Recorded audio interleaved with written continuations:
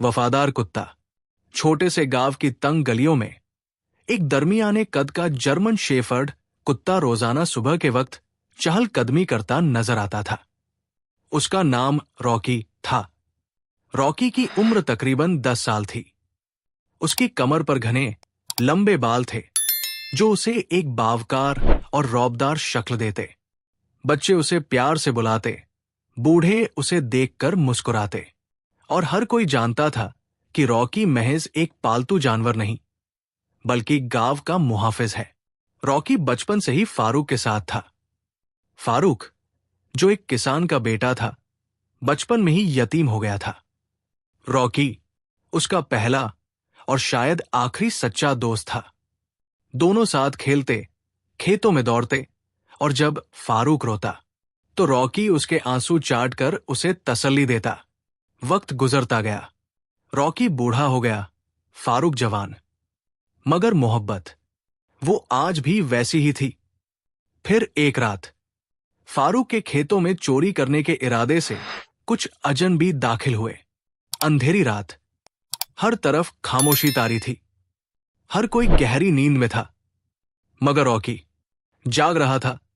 उसने आहट सुनी, कान खड़े किए, आंखों में चमक आई, और वो आहिस्ता से उठा, झाड़ियों की तरफ बढ़ा, दबे कदमों।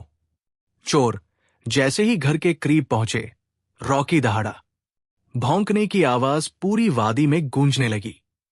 एक लम्हा ऐसा आया जब चोरों ने रॉकी पर हमला किया, डंडों से मारने की कोशिश की, मगर रॉकी हारा नहीं। वो डटा रहा, लड़ता रहा, लड़खड़ाया, मगर पीछे न हटा। इतने में फारूक भागता हुआ बाहर निकला, हाथ में लालटेन लिए। दूसरे गांव वाले भी जाग गए। चोर भाग खड़े हुए, मगर रॉकी जमीन पर गिर चुका था। सुबह हुई। सूरज की पहली किरण रॉकी के जिस्म पर पड़ी।